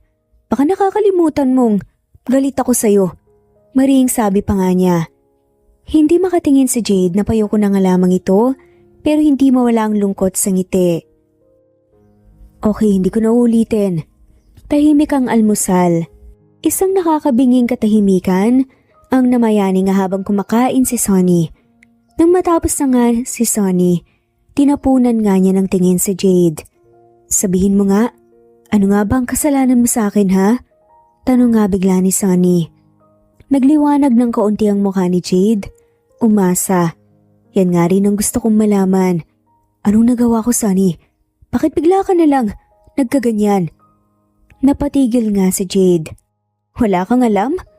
Halos pasigaw nga ni Sunny. Tumayo siya mula sa upuan. Hindi mo ko nakita sa resort? Hindi mo nakita na nandun ako? Dahil ako, nakita ko kayo. Kita ko ang paghalik mo sa dati kong kaibigan. Buliyaw pa nga niya. Nanlaki mga mata ni Jade. Ano? Pero hindi na binigyan ng pagkakataon na makapagsalita pa ni Jade. Tumigil ka ni Jade. Ayoko marinig ang palusot mong dahilan. Nagloloko ka pa rin. Ang gusto kong malaman kung bakit nagawa mo to sa akin. Ha? Bakit mo nagawa sa akin to? Umalis si Sunny sa kusina, iiling-iling. Sabay punas ng luhang ayaw tumigil sa pagtulo. Hindi na sumunod si Jade. Alam nito na baka lalong makakasama sa pagbubuntis ni Sunny kapag pinilit nito ang sarili. Kambal pa ang dinadala ni Sunny, hindi nito kayang makita itong ma-stress pa. Kaya kinabukasan, habang si Sunny ay nagpapahinga sa balkonahe ng bahay, natanaw niya si Jade sa likod ng bahay. May hawak na timba, sabon at hose.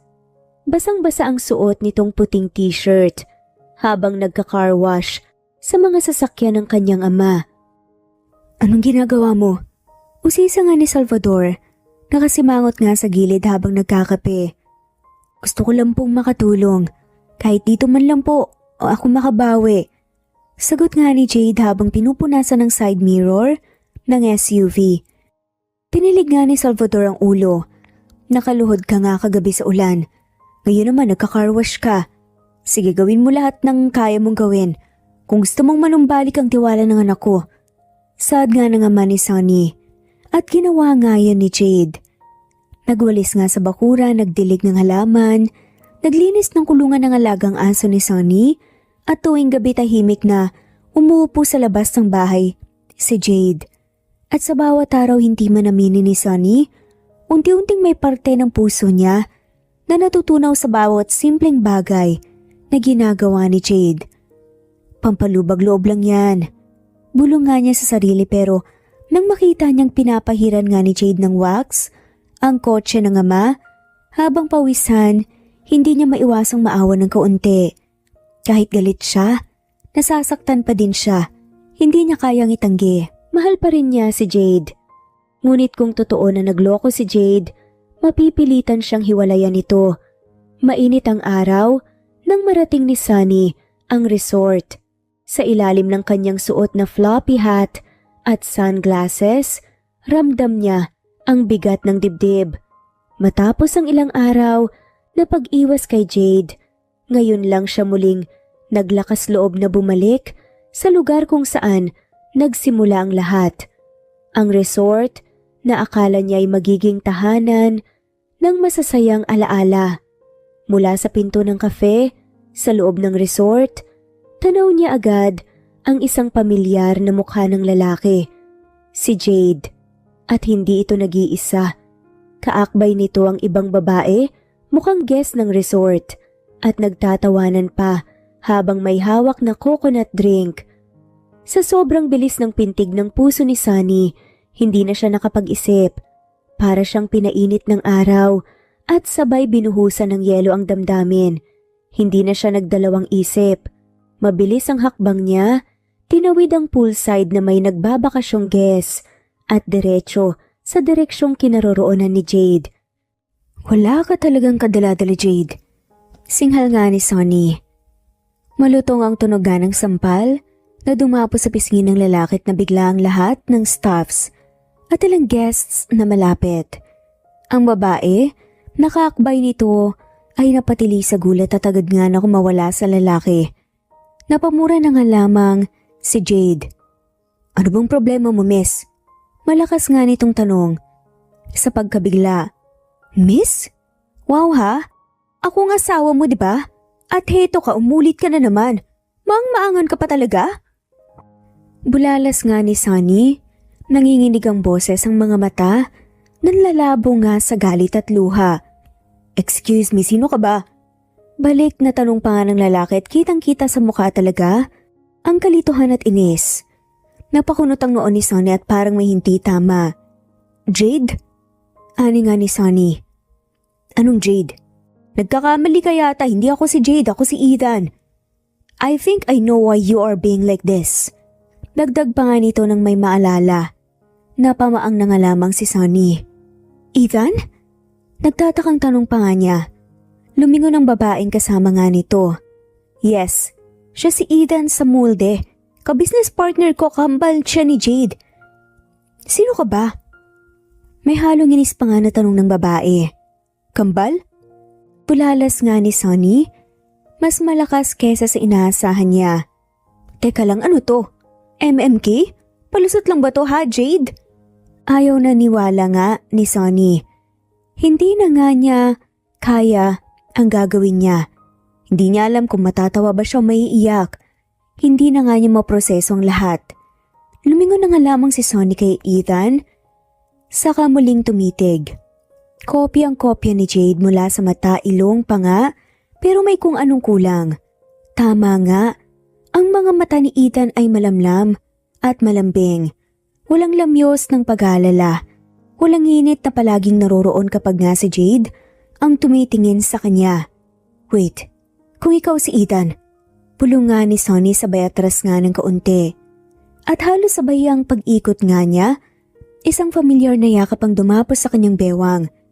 Sunny, mahina at halos bulong, ngunit puno ng pagsamo ang boses nga niya. Si Jade, ang totoong Jade. Hinapit nga siya ni Jade palapit. Pinoprotektahan na para bang ayaw nga siyang madikit sa ibang lalaki. Anong ginagawa mo rito? Mahinahon pero may halong kaba ang boses ni Jade. Jade, tanging nasambit na nga lamang ni Sunny habang palipat-lipat ang tingin niya sa lalaking kamukha ni Jade na si Ethan. At sa mismong yakap nga niyang ngayon. Siya si Ethan, kambal ko, matagal ko na siyang hinahanap, ngayon lang nakita. Dagdag pa nga nito, hindi mo man lang nabanggit sa akin? Sagot nga ni Sunny at bahagyang nauupos nga ang galit sa loob niya. I was planning to, pero hindi ko pa masabi dahil gusto kong isurprise ka. At saka mas naging komplikado ang sitwasyon natin. Tugon nga ni Jade habang dahan-dahang hinaplos ang braso nga ni Sunny at tila sinusuyo. Huminga ng malalim si Sunny. Parang gusto nga niyang ibagsak ang sarili sa dibdib ni Jade pero pinigilan niya. Pakiramdam ni Sunny ay nakahinga nga siya ng sobrang luwag. Akala ko niloloko mo pa rin ako. Akala ko hindi mo na ako mahal. Naluluhang saad pa nga ni Sunny. Napayo ko na nga lamang si Jade. Shh! Hindi ko yun magagawa sa'yo. Hindi ko kayang makita kang nasasaktan dahil sa akin. Hindi akong lalaking nakita mo sa resort noon, Sunny. Si Ethan yun.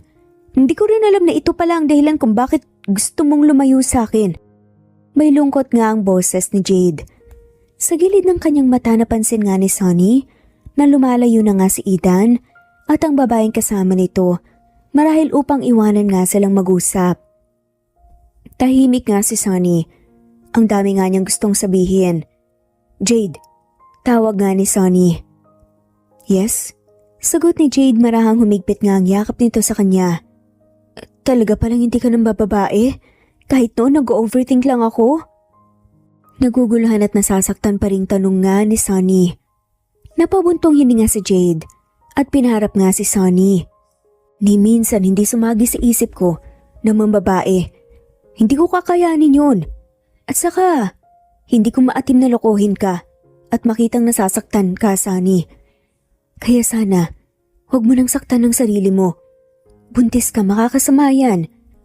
Malambing na paliwanag nga ni Jade.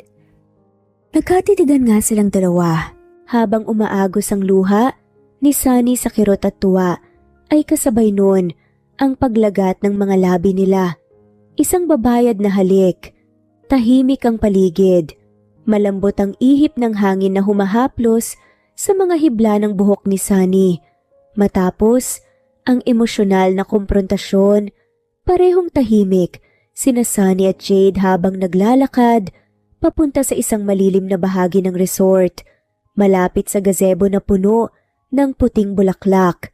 Walang imik, ngunit dama ang kabog ng kanilang mga dibdib. Bigla, huminto si Sunny at tumingin kay Jade. Jade, marahan niyang tawag. Bahagyang nangingilid ang luha ng mga mata. I'm sorry sa lahat ng sinabi ko. Sa lahat ng mga akusasyon ko na hindi ko pinakinggan ang paliwanag mo. Agad akong nagalit.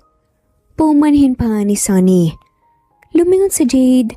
Pinakatitigan nga si Sunny habang marahang hinawakan ang kamay nito.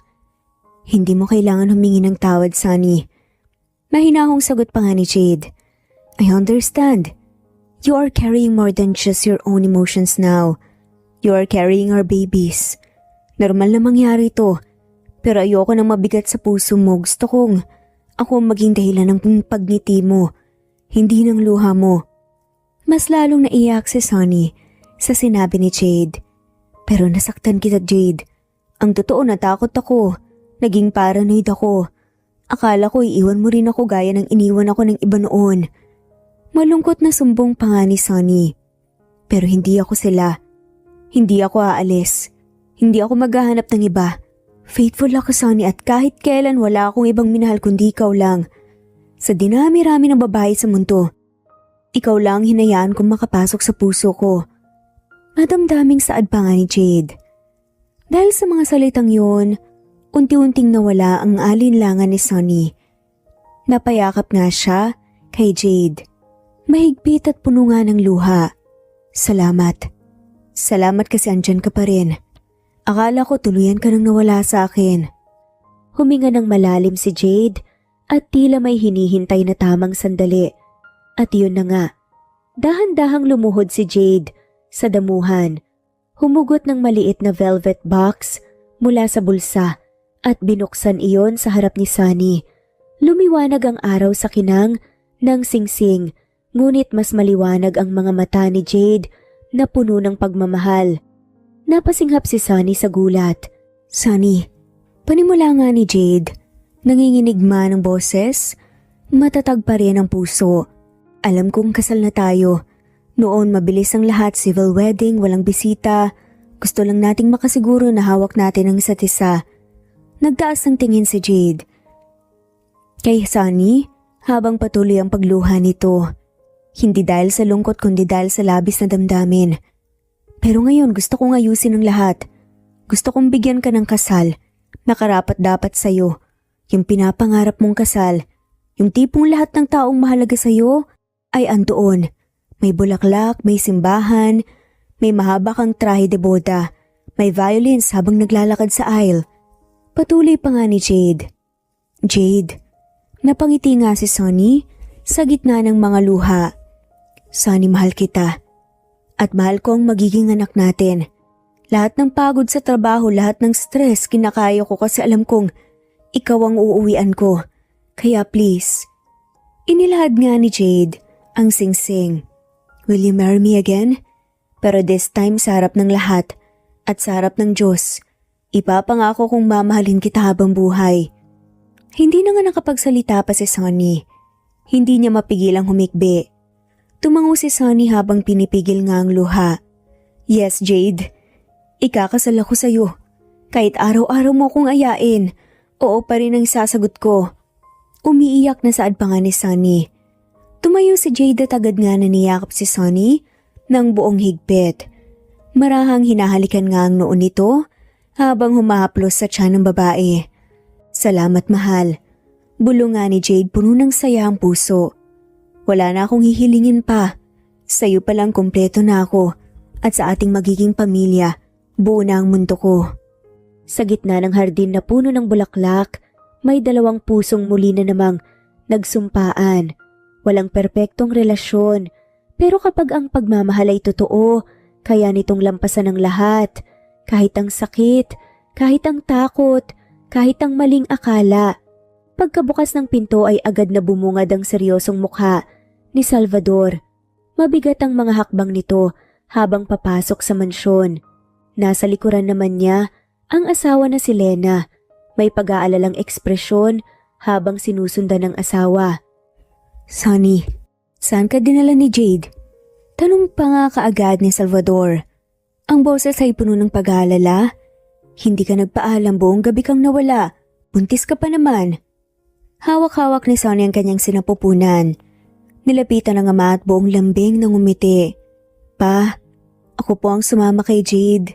Nagkaayos na po kami. May hindi lang po kami napag-usapan pero okay na po kami ngayon. Anyang malumanay. Ha? Akala namin niloko ka na ni Jade. Nagsabi ka pa kagabi na ayaw mo na siyang makita. Nakakunot noong saad nga ni Salvador. Napakagat labi na nga lamang si Sunny. Napatingin kay Jade na tahimik lang sa gilid, tila takot pa ring magsalita sa harap ng ama ni Sunny. Lumapit nga si Sunny at hinawakan nga ang braso ng ama. Pa, ako po ang nagkamali. Nagpadalos-dalos ako at nagkaroon ng misunderstandings.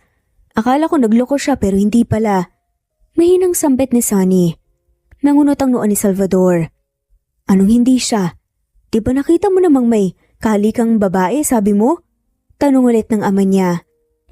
Nakita ko po kakambal ni Jade, si Idan. Huwag po kayong mag-alala pa. Nakakasigurado na po ako ngayon na hindi po ako kayang lokohin ni Jade. Paliwanag nga ni Sunny habang pinipigil nga ang tawa dahil sa alaala ng awkward na encounter sa resort. Napatingin si Salvador kay Jade na bahagyang umiti. Sorry po, Papa Salvador. Dapat po nasabi ko na po kaagad na may kakambal ako. Kasalanan ko rin kung bakit lumala pa ang sitwasyon. Paumanhin nga ni Jade. Tahimik na tumango si Salvador. Saka nagbuntong hininga at tumawak nga sa balikat ni Jade. Jade, kasal na kayo ng anak ko. May anak na rin kayong darating, doble ang responsibilidad ngayon. Kumapit kayo sa Diyos. Sa Kanya kayo humugot ng lakas. Hindi madali ang pang-aasawa, lalo na't may darating ng mga bata. Tumango nga si Jade. Opo, gagawin ko po ang lahat para po alagaan si Sunny at ang mga anak namin. Hindi ko po kayo bibiguin. Tugon naman ni Jade. Matapos ang maikling pag-uusap, nagpaalam na rin ang mga magulang ni Sunny upang magpahinga sa kabilang bahagi ng mansyon. Nakapasok na silang dalawa sa kwarto. Tahimik ngunit makabuluhan ang mga tingin nila sa isa't isa. Hindi pa man sila nakakalapit sa kama, ay agad na yumakap si Jade. Mula sa likod ni Sunny, inihilig ang baba sa balikat nito habang hinahaplos ang tiyan ng babae. Namiss kita. Sobrang namiss ko ang amoy mo, ang boses mo. Bulong nga ni Jade habang dinadama ang kabuuan ni Sunny. Napangiti si Sunny at bahagyang lumingon. Namiss din kita. Pero bakit parang mas excited ka pa ngayon? Tanong nga ni Sunny. Excited? Sobra, buong araw tayong magkasama. Hindi ako mapakali. Kanina ko pa gustong halikan ng buo pero pinigilan ko. Sabay halik nga ni Jade sa batok nga ni Sunny na nagpaigtad sa babae. Hinawakan ni Sunny ang pisngi ni Jade at pinisilito. Ngayon, gusto mo pa ba akong mahalikan? Ngiting tanong nga ni Sunny. Ngumisi si Jade. Tanong pa ba yan? Ngunit bago pa makagalaw ito bigla na nga lamang tinulak ng marahan ni Sunny si Jade sa kama at pumaibabaw. Ako naman ang gagalaw ngayon. Ngising saad nga. Sabay sabing, mahal kita. Baka mapagod ka. Napatigil nga si Jade. Shh, may bibis akong dala pero hindi ibig sabihin nun na hindi kita pwedeng sabikang muli. Sabay tahimik na tawa nga ni Sunny habang nakaluhod nga sa ibabaw ni Jade. Nagtagpo ang kanilang mga labi. Unay marahan, puno ng pangungulila. Maya-maya'y naging mas maalab, mas malalim. Tila ba naglalakbay pabalik sa unang beses nilang naging isa. Ang kanilang mga katawan ay parang musika. Nag-uusap sa pagitan ng bawat halik, bawat haplos, bawat buntong hininga. Mga munting tinig ang maririnig sa kwarto. Malinaw ang mensahe, mahal nila ang isa't isa. Lumipas ang ilang minuto. Nang makaramdam ng pagod si Sunny, marahan siyang niyakap ni Jade at inihiga sa kama. Niyakap siya ni Jade mula sa likod, hinahaplos-haplos ang tiyan habang nakapatong ang baba sa balikat niya. Tulog ka na mahal. Alam kong pagod ka. Ako nang bahala sa'yo. Bulong nga ni Jade. Paano kung di ako makatulog? Tanong nga ni Sunny habang pinipigil nga ang ngiti. Di ko kulitin kita buong gabi. Bulong nga ni Jade habang marahang yakap siya. Ang kulit mo talaga. Litanya pa nga ni Sunny. Pero mahal mo ko. Sabat naman ni Jade. Hindi naman ako nagreklamo ah. At sa ilalim ng malamlam na liwanag ng buwan, natulog silang magkasam. Yakap-yakap ang bawat isa sa loob ng isang simpleng simbahan. Puno ng puting bulaklak at soft peach na tela ang altar. Sa entrance, Nakatayo si Sunny, nakasuot ng eleganteng empire cut wedding gown na mas lalong nagpalutang sa kinang ng kanyang mga mata. Malaki na ang tiyan niya, halatang 9 na buwang pagbubuntis niya. Sa kabilang dulo, nakatayo si Jade, suot ang puting barong at nakatitig lang kay Sunny na para bang ito lang ang nilalaman ng buong mundo niya. Nang maglakad na si Sunny sa aisle, kasama ang ama, hindi maiwasan ng mga bisitang mapangiti. Iba ang kilig kapag alam mong dumaan sa hirap ang 2 pusong nagmahalan at ngayoy pinagbubuklod na ng Panginoon.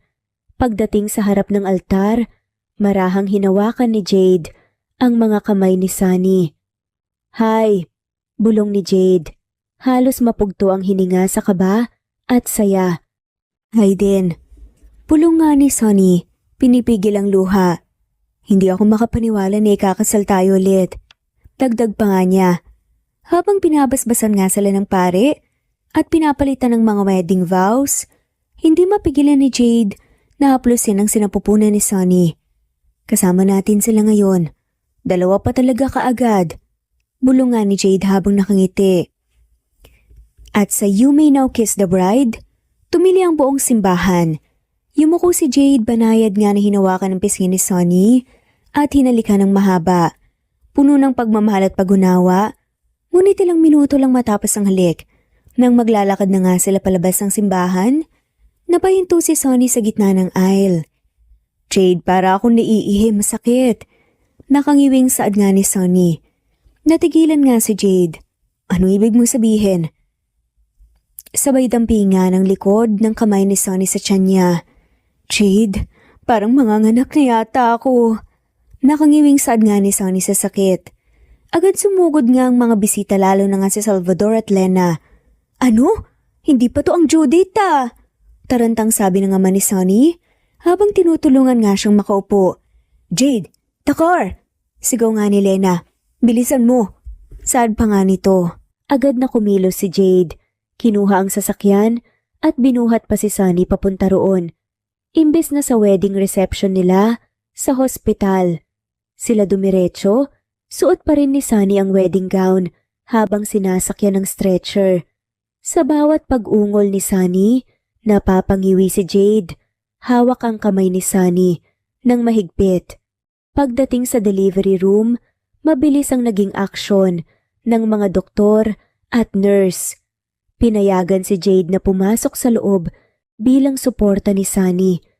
Suot ang lab gown, face mask at gloves. Hinawakan niya ang kamay ng asawa habang tumutulo ang pawis at luha nito. "Jade, ang sakit!" Bulong nga ni Sunny at nanginginig pa nga. "Nandito lang ako, mahal. Hindi kita iiwan, kaya mo to. Para sa babies natin." Kinakabahan na sa adama ni Jade. Hinahalikan ng noon ni Sunny. "Push!" Sigaw pa nga ng doktor. "Mahal, push daw." Bulong ni Jade habang nanginginig nga ang kamay. Sumunod naman si Sunny. Maya-maya, isang sigaw ng sanggol ang narinig. "It's a baby boy!" Sigaw nga ng doktor. Napaiyak si Jade ngunit wala pa ring pahinga. "Isa pa," sabi pa nga ng doktor. "Sunny, isa pa, konti na lang." Ani naman ni Jade, hinalikan muli ang kamay ng asawa. "Push!" Kahit nahihirapan si Sunny ay pilit nga niyang inilabas ang anak niya at narinig nga muli ang sigaw ng isa pang sanggol. "Baby girl! Congratulations, Mr. and Mrs. Samulde. Twins ang anak niyo." Masayang ani nga ng doktor. Napaupo si Jade sa labi ng kama ni Sunny. Nangingilid ang luha habang hinahalikan ng mga daliri ng asawa. "You did it, mahal. Ang tapang mo. Ang galing-galing mo, salamat sa 2 regalo na to." Hindi mapagsiglan nga ang saya na nadarama ni Jade. Napatigil nga si Sunny. "Kahit pagod, ikaw din. Salamat kasi nandyan ka palagi." Saad nga rin ito. Sa sandaling iyon, tila tumigil ang oras para sa kanila. Sa loob ng delivery room, nakatayo si Jade sa tabi ng babaeng pinakamamahal niya, habang sa kanilang tabi ay naroon ang 2 sanggol, simbolo ng bagong simula, ng 2 pusong pinagtagpo ng tadhana, pinagtibay ng sakit, pinatibay ng pagmamahal. Marahang gumalaw ang pilik ni Sunny habang nag-uumpisang dumilat ang kanyang mga mata. Mabigat pa rin ang katawan niya, ngunit sapat na ang liwanag ng araw na tumatagos mula sa bintana ng VVIP hospital room para iparamdam na may bagong araw na namumukadkad.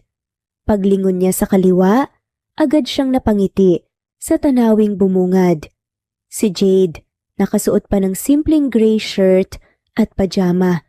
Hawak-hawak ang isa sa kanilang mga sanggol.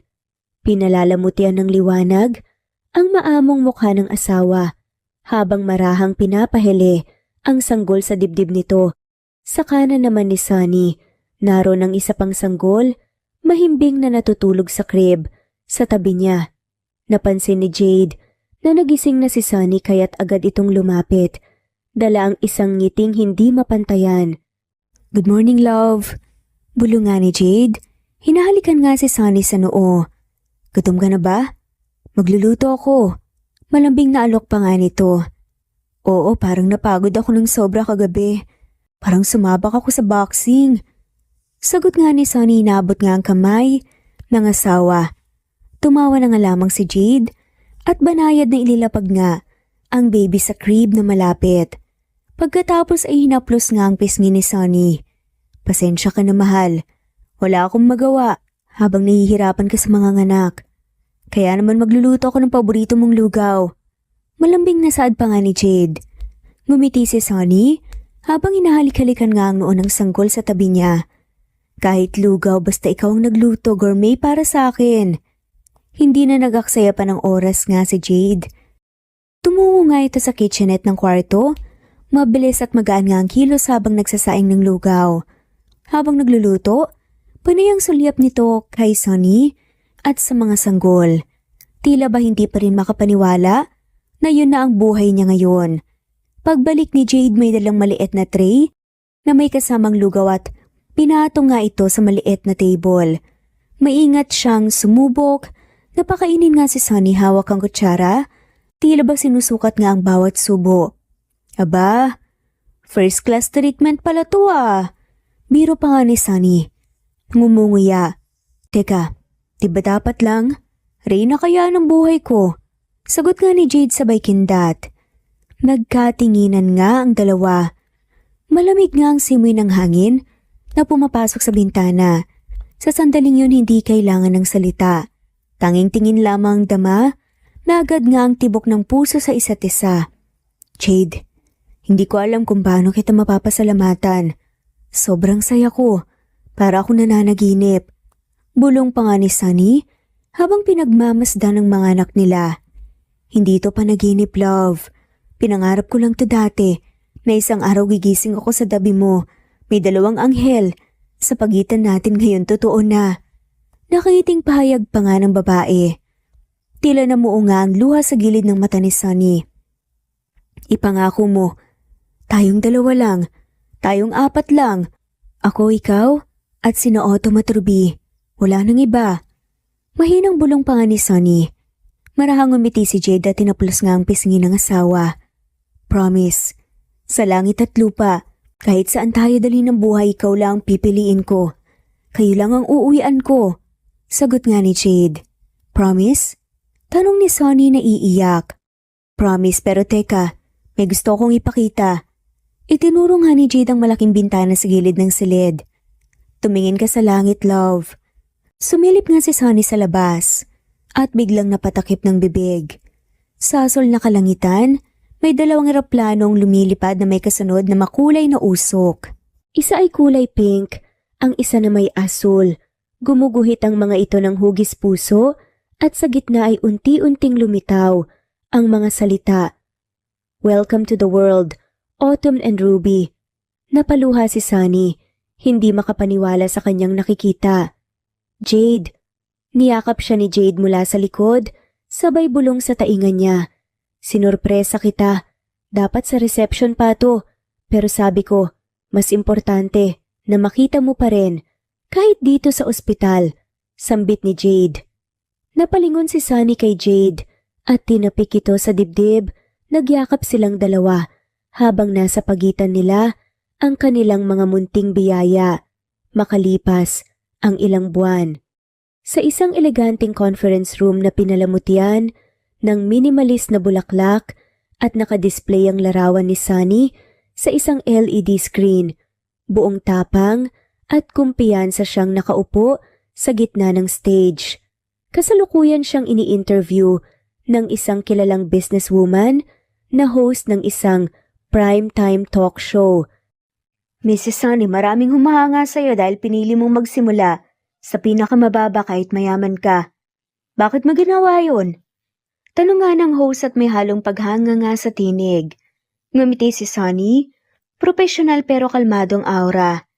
Kasi po paano kung maintindihan ng mga empleyado ko kung hindi ko rin mararanasan ang hirap na dinaranas nila? Gusto kong maranasan ang bawat posisyon para kapag nagdesisyon akong bilang boss, may ko-compare ko ang sitwasyon ng mga empleyado sa bawat kilos na gagawin ko. Paliwanag nga ni Sunny. Nagpalakpakan ng mga tao sa studio. Ilang taon lang ang lumipas mula noong simple at tahimik lang si Sunny sa isang beach resort. Ngayon, 2 na ang hawak niyang malalaking negosyo. Isang chain of resorts at isang food corporation. Naipasa na rin sa kapatid niyang si Winter ang business ng magulang nila. Pagkatapos ng interview, naglakad palabas si Sunny, nakasuot pa ng pastel power suit at hawak ang phone. Sa gilid ng hallway, may pamilyar na figura ang naghihintay. Naka-uniforme, may hangin sa buhok, at may bit-bit na 2 chubby babies. Love, ang galing mo. I'm proud of you. Tawag nga ni Jade sabay puri. Salamat, mahal. Ang pogi mo pa rin kahit amoy fuel ka. Saad naman ng babae. Napangiti na nga lamang si Sunny. Napatawa naman si Jade. Mas lalo kang gumaganda nung ipinanganak mo ang kambal natin. Lalo na ngayong CEO ka na. Sabay silang naghalikan sa labi. Hindi alintana ang nakatingin. Sa bisig ni Jade, tahimik na natutulog si Ruby habang gising at pumapalakpak si Autumn. Sa araw na iyon, nakita ng buong bansa hindi lang ang tagumpay ni Sunny sa negosyo, kundi ang tagumpay ng pag-ibig at pamilya. Ang matutunan sa kwentong ito ay ang kahalagahan ng hindi paghusga sa kapwa base sa panlabas na kalagayan, gaya ng estado sa buhay o tsismis ng iba. Sa halip, dapat kilalanin muna ang buong pagkatao at intensyon ng isang tao. Bukod dito, ipinapakita rin ng kwento na sa isang relasyon, lalo na sa pag-aasawa, napakahalaga ng bukas na komunikasyon at tiwala. Sa halip na padalos-dalos na aksyon, mas mainam na pag-usapan muna ang mga problema upang mapanatili ang tiwala at maiwasan ang hindi pagkakaunawaan. At dito na po nagtatapos, shoutout po sa mga sumusunod. Ana Vencer, Merlilyn, Anita Hernando, Adelaida, Vanessa, Chu, Julie Botok, Andy Galang, Lani, Fel Macabato, Kuwait, Jasmine Baya, Marietta Amper, Wainoni, Maricel Cabigon, Rosemary Palaganas, Rosemary de la Cruz, Ellie Bitasolo, Eileen, Emily Borac, Ofelia Gaetano, Jeje Monramos, Junaline, Hebedo, Daisy Blasa, Flori Robles, Corazon, Danke, Nelani Juan, Flordet, Mira's Channel, Alarica Padua, Harem Ruchi, Evelina Kiamco, Ostanalito, Anisha Jacobe, Vanessa, JC, Emelita Matias, Reynaldo, Cleo Kawaling, Irene Lagidaw, Wilma, Imelda Forteza, at shoutout na rin po sa lahat ng mawalang sawang sumusubaybay. Maraming salamat po. Muli ito ang Cat Amazing Stories. Thanks for listening and God bless everyone.